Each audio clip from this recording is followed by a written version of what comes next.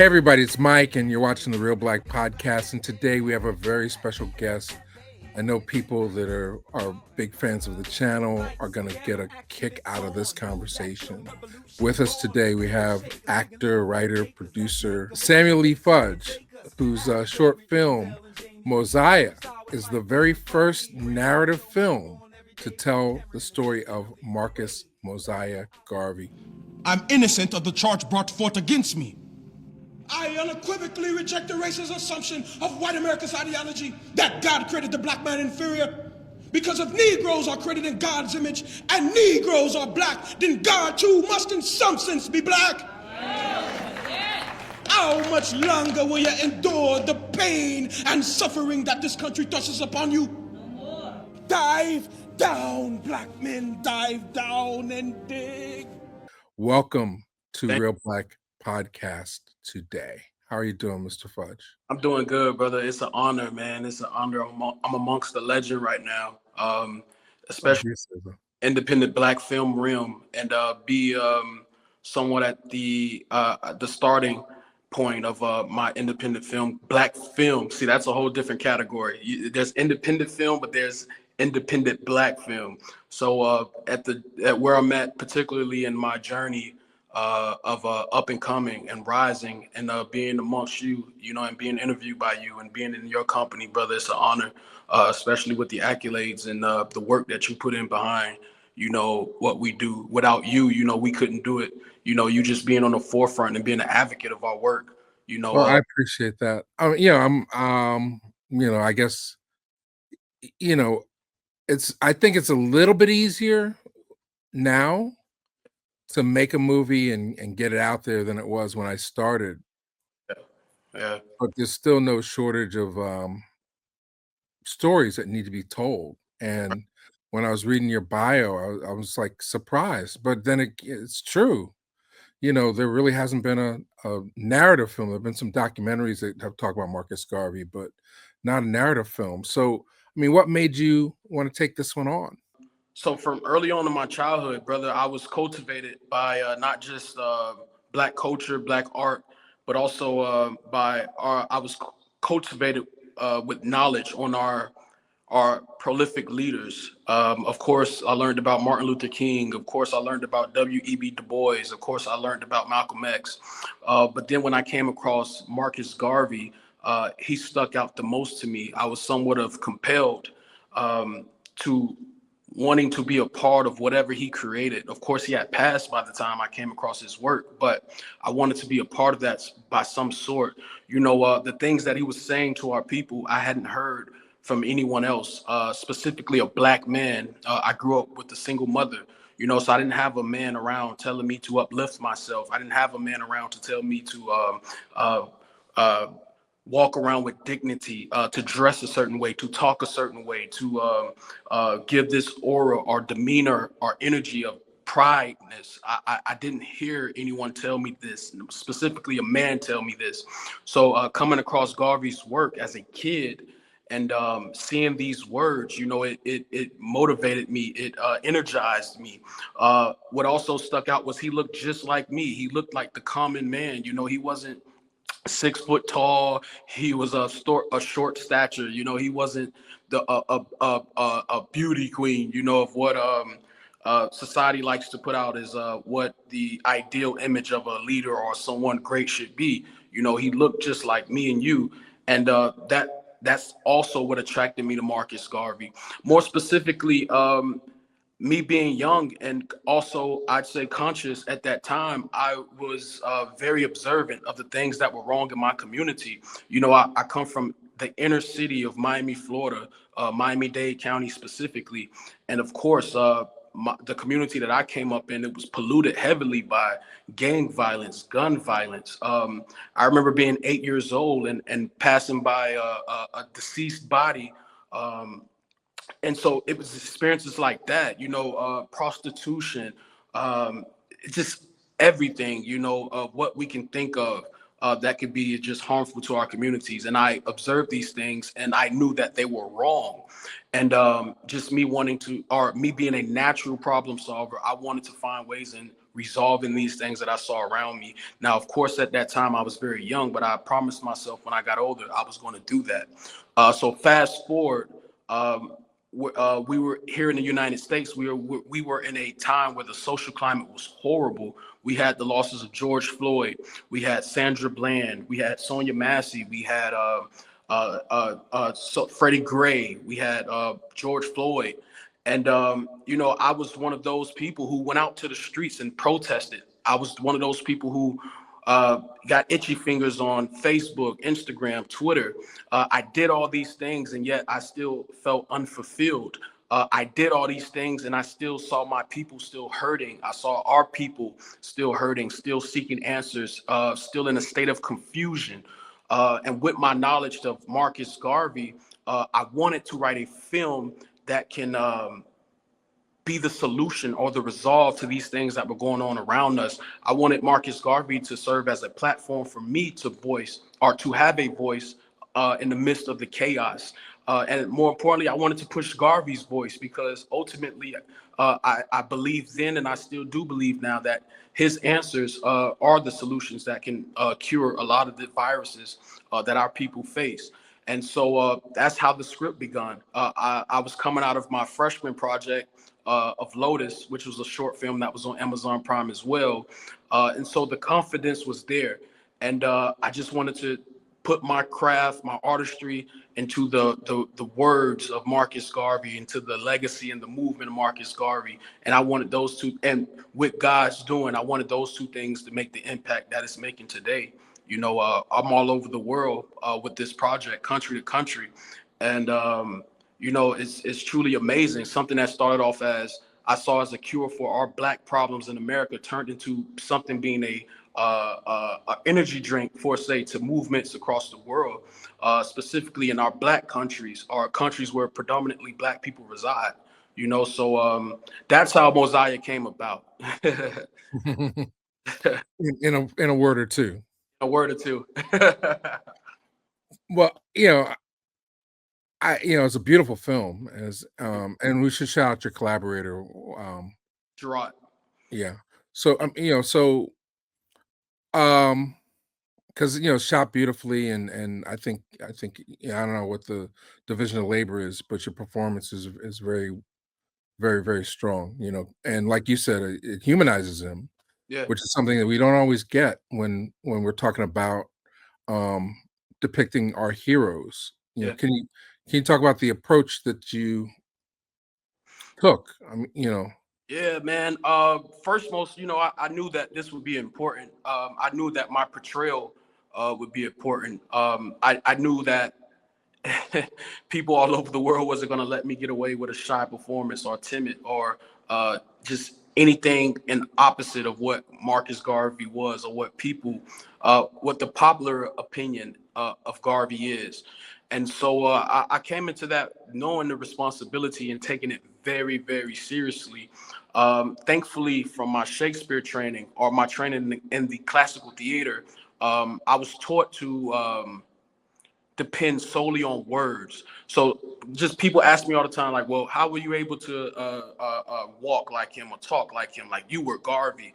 And then again, they question their own question by saying, well, we don't know how Garvey was. And through my Shakespeare training, I was able to develop a character based off of his speeches, based off of his words. He told us who he was.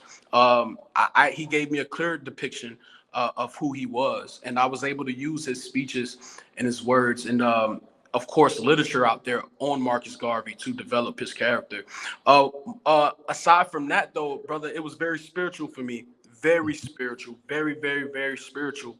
I tried to remove any parts of me or any habits of me that could possibly get in the way of me portraying Marcus Garvey.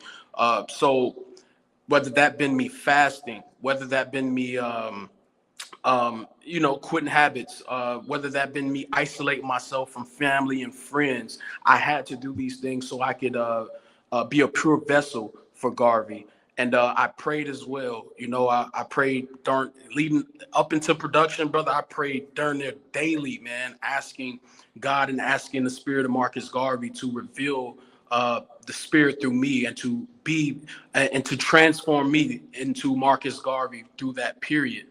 And I tried to mimic his life as close as possible. You know, in my day affairs, when I did have to interact with people, I tried to be somewhat of a leader to those people. I spent a lot of time in our Black communities during that time, just doing what I thought the work of Garvey could be in this time period, just spreading the words, you know, uplifting the people, talking to the people, connecting with the people. I tried to eat the foods that I've researched that he ate. I tried to live as minimalistic as possible, brother. Actors would call it method acting. I would say I method acted, but with a little spiritual in that as well. You know, it was a mix of gumbo of everything. And it paid off, you know, because people telling me during their daily, you know, oh man, just they're comparing my performance to Denzel Washington and Malcolm X, how Denzel made you believe he was Malcolm X. People are saying I made them believe that I was Marcus Garvey. And that is a huge honor because, like I said, there's nothing really media-wise of what Marcus Garvey physically was, you know, so, Right. Yeah. Well, I mean, you know, here in Philly, you know, UNIA is still in full effect, you know, so. Yeah. So, you know, we urge people to check out the movie on Amazon Prime and YouTube to see Samuel's performance. Now, I see, I'm not the only one noticing this, in the upper corner Yeah. of your wall, it looks like you got a Birth of a Nation poster, Nate Parker. Absolutely. Yes. Every Black person in America, can you hear me? Yeah, I'm here. Okay. Every Black person in America should have a poster of Nate Parker's Birth of a Nation for so many reasons. Before going into my participation in the film, I would just like to highlight that still is original Birth of a Nation by D.W. Griffith, which was the first film shown in the White House, which if anybody who knows, this film was completely racist. It depicted our people in the most harmful, detrimental, eradicatedly way, you know, and this was a masterpiece according to popular society at that time. You know what I mean? Based off of its filmmaking techniques, but also the messages that were in there. This film was also used as a recruiting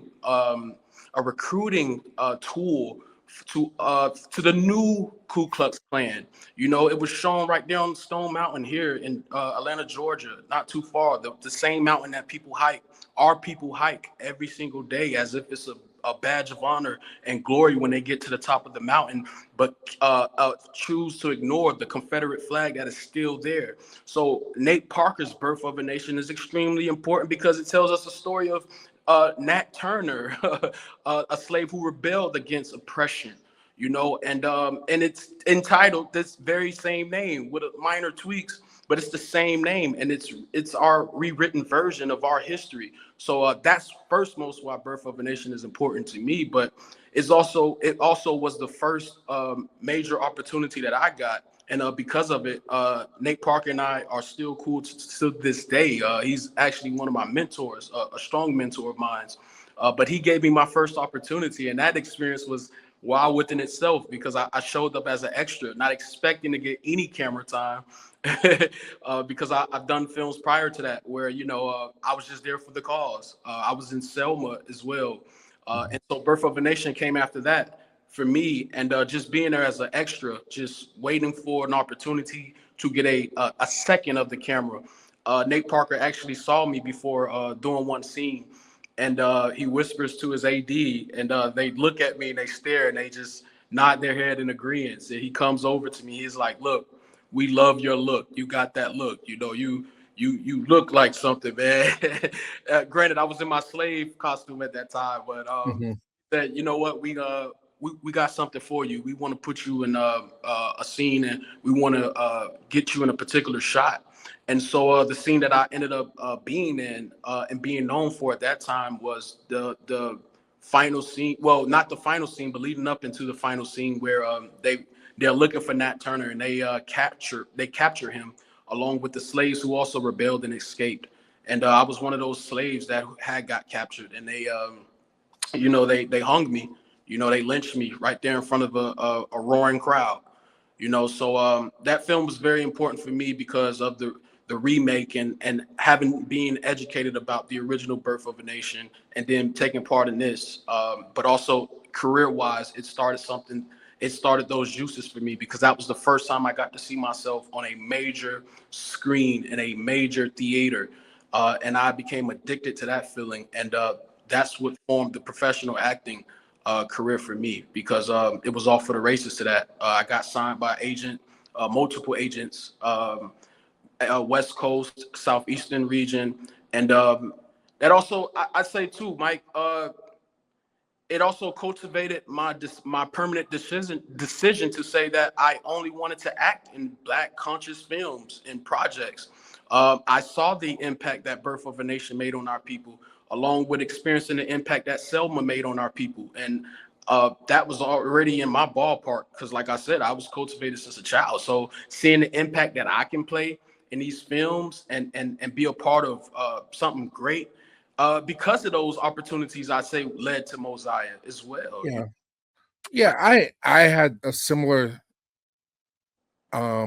indoctrination, Mhm.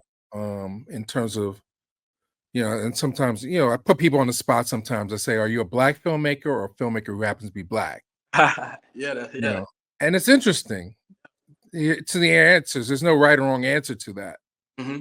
But I chose to be a Black filmmaker because of the time that I was starting. Yeah. Um, there weren't that many, No. Yeah. but they were organized in a sense because of the Hudlin brothers and Yeah. Spike Lee, and a lot of the earliest filmmakers gravitated from New York.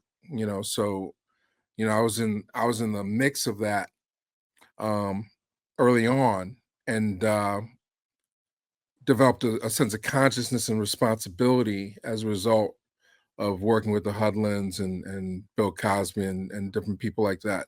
So Oprah on Beloved, stuff like that. So I feel a kindred spirit. I feel like we're vibing here with Samuel Lee Fudge, who stars as Marcus Garvey in the movie short film Mosiah, which you can find wherever you find movies, honestly. I mean, it's everywhere, right?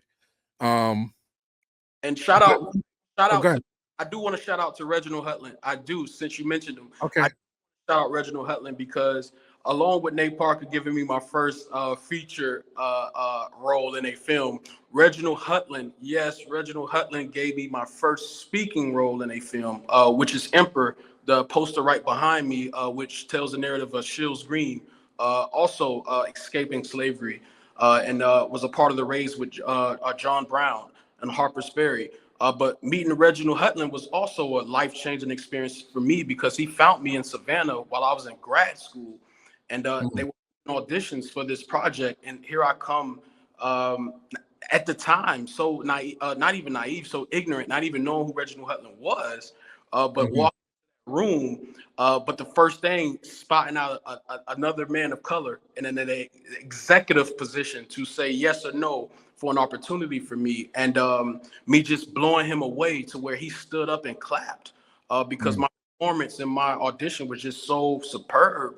Not because the acting training was so great, but I was so connected to the character. I was playing a slave who was fighting for his life, and I cried. I emoted.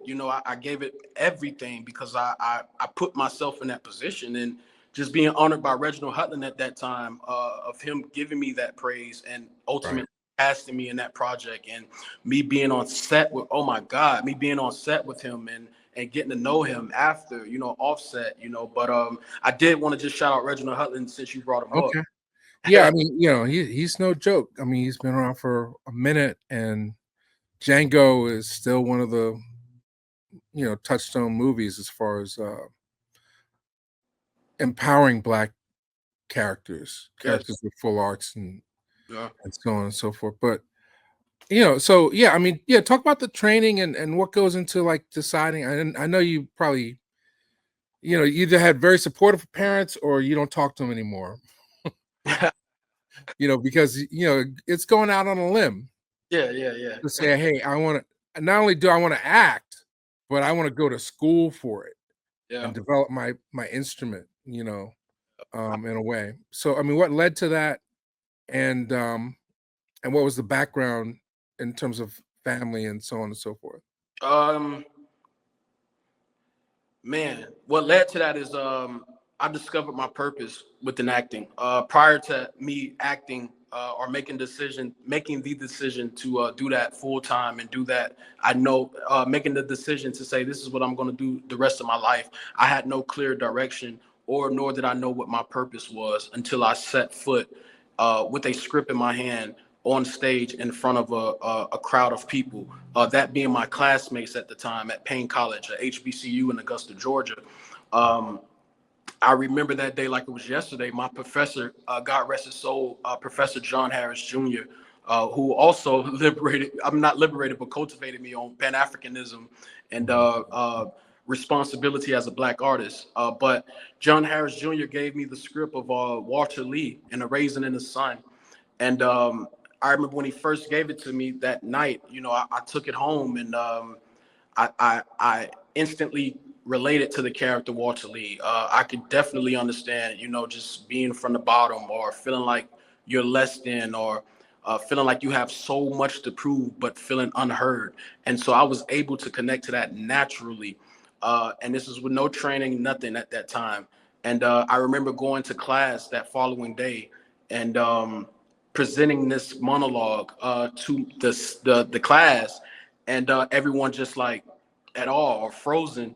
I also remember that feeling of tapping into Walter Lee to where I lost myself because I was just so committed to who he was and his, better yet, I was so committed to his circumstance. And seeing the reaction from my classmates of them being like, whoa, you know, that blew my mind. That was a feeling that I had never felt. And then I remember maybe that same day, Professor Harris sitting me down in his office. You know, I knew it was something serious because he closes the door and he scoots my seat up close to his desk. And he has that conversation with me like, look, you can really do this. I see the potential in you. You have the possibility to be great if you continue acting. I see the potential. And I swear to him, my response to him was, if I do it, I want to be the best in the world. And that was my commitment. Still to this day, I want to be the best actor. I want to be acknowledged as being the best performer actor in the world, not just being one-tone character, a one-tone character, but being many of characters, playing different people. I am delighted to inform you that your humble servant is as happy in suffering for you. And our cause is possible under being viciously outraged by a group of plotters who have connived to do their worst to humiliate you through me in our fight for true emancipation and Africa redemption. I do trust that you give no credence to the vicious lies of the white and enemy newspapers who speak in reference to my surrender. The liars plotted in every way to make it appear that I was not willing to surrender in court. My attorney had advised me that no mandate will be handed down for 10 or 14 days, as is the custom of the court. And that will have given me time to keep my speaking engagements in Cincinnati, Detroit, and Cleveland.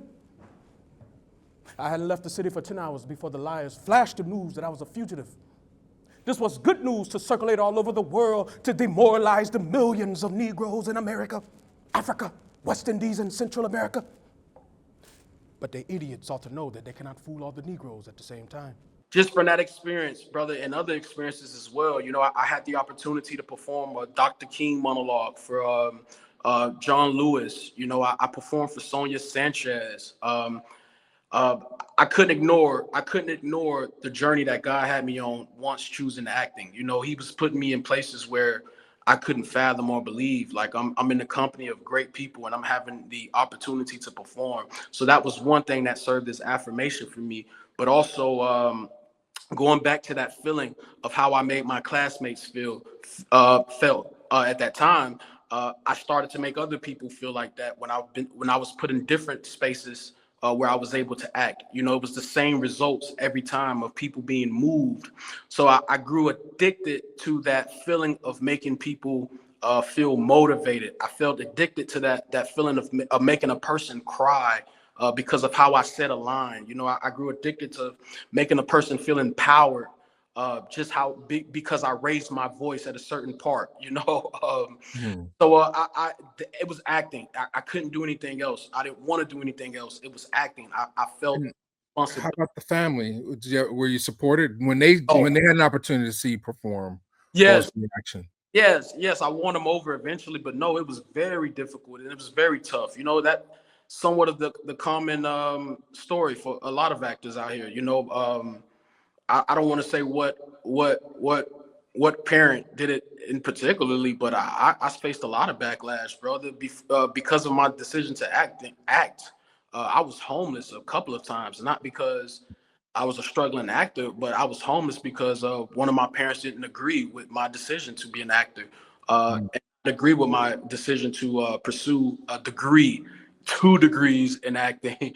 You know, so no, he didn't. You know, I got a master's degree, brother, and you know, at the same time, I'm breaking generational curses as well. You know, I'm the first to go to college and obtain master's and bachelor's degrees. So you know, in our community, you doing that, they expect you to have a job on Wall Street somewhere, and here it is, you have a master's degree, but you're looking for odd jobs, and you're talking about auditions that you get constantly said no to, and you're committed to that. Are you insane? You're going crazy. What is it about this acting? So no, one parent definitely wasn't in agreement to that, but the other parent was very supportive. The other parent was, as long as you're chasing something that you feel is for you, go for it. And then eventually, when they started to see the performances, when they started to see how people felt from my performances, or when they started to see the impact that I was making in my community, and they started to see the impact that I started making on a nationwide scale, they started to believe the dream a little bit more. But definitely, I can't say that they were in full agreement at first. Yeah.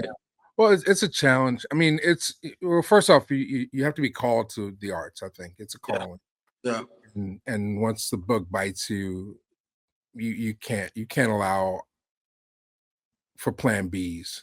no, You know, So I commend you on that. But I also feel like, um, Woody King is somebody we spoke to, Woody King Jr. mm, And he said that there's plenty of room at the top. yeah, You have to position yourself at the top instead of, like it's a false idea to think that you've got to start and work your way from the bottom up. mm, Especially if you have that experience of matriculating in a college program and doing well, and that's in that system. mm, Um, he said, and there's a clip on the channel. He talks about Viola Davis as being somebody who went to Yale and did all mm, this stuff, but as long as she thought that she had to work her way up the way all the other actors were doing, she was not having success. It's when she claimed it for herself. mm, mm, You know, um, I am. mm, That's when things started to happen for her, and I see that happening for you when I mean when you make a choice to say I am going to be Marcus Garvey in this motion picture, and and then you get to witness how many doors it opens, and then how many people become enlightened about mm. this ancestor. Um, I just give you mad props. Samuel Lee Fudge, Mosiah, Marcus Garvey story out there now. Check it out. It's worth your time, and share it with your kids Yes. if you're out there to empower. It's somebody we all need to remember and keep their names very close to our tongues. So, thank you, Samuel Lee Fudge. Thank you, brother. Thank you. Salute. Be assured that I have planted well a seed of Negro and black nationalism which can never be destroyed by the foul play that has been meted out to me. My work is only just begun. And when the history of my suffering is complete, future generations will have in their hands the guide by which they shall know the sins of the 20th century. And I know you too believe in time. And we shall wait patiently for 200 years if need be to face our enemies through our generations. When my enemies are satisfied in life or death, I shall come back and serve even as I have before. In life I shall be the same. In death I shall be a terror to the foes of Negro liberty.